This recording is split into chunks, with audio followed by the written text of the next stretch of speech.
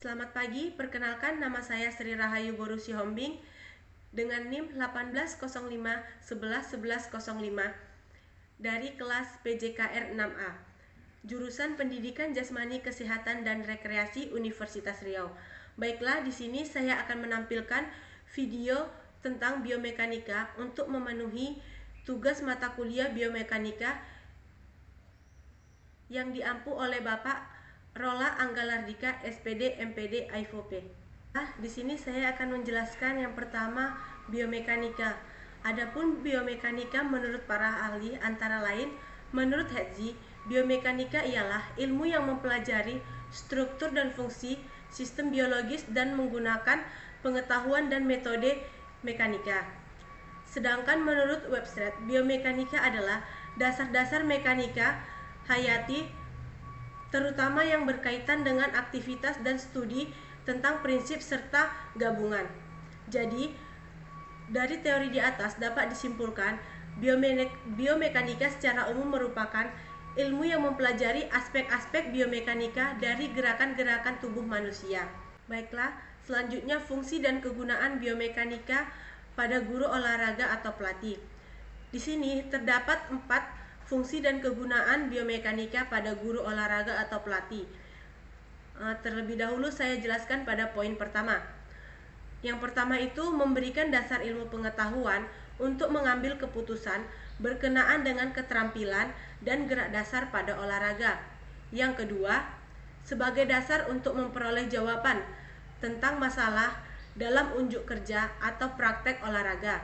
Yang ketiga, prinsip serta asas yang dipakai dalam memberikan asesmen dan koreksi terhadap unjuk kerja yang dilakukan oleh peserta didik atau atlet.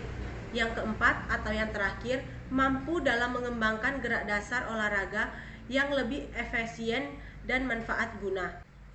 Yang selanjutnya itu hukum kesetimbangan. Terdapat 5 hukum kesetimbangan. Yang pertama, hukum kesetimbangan pertama berbunyi badan selalu dalam keadaan seimbang selama proyeksi titik berat badan tersebut jatuh dalam bidang tumpuannya. Nah, adapun contoh hukum kesetimbangan pertama, di sini saya mengambil pada olahraga lompat jauh, yang mana pada olahraga lompat jauh pada saat melakukan pendaratan titik berat badan bertumpu pada kaki. Kemudian pada saat badan membungkuk, titik berat badan akan bergeser. Selanjutnya, hukum kesetimbangan 2. Hukum kesetimbangan 2 berbunyi stabilitas berbanding lurus dengan luas bidang tumpuannya. Maka besar stabilitasnya, sebaliknya makin kecil bidang tumpuannya, maka kecil pula stabilitasnya. Hukum kesetimbangan 3.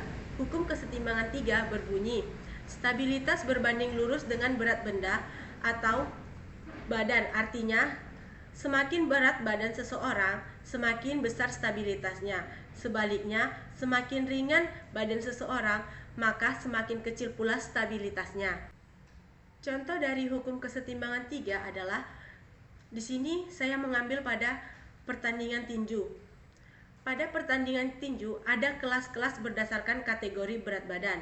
Berat badan yang sesuai akan sesuai pula stabilitasnya, sehingga tidak akan terjadi kecelakaan yang fatal bila salah seorang kalah dalam pertandingan. Hukum kesetimbangan 4. Hukum kesetimbangan 4 berbunyi stabilitas berbanding lurus dengan jarak horizontal dari titik berat badan terhadap sisi bidang tumpuan ke arah benda atau badan bergerak, yang artinya makin besar jarak horizontal ke arah tertentu, makin besar pula stabilitas ke arah tersebut.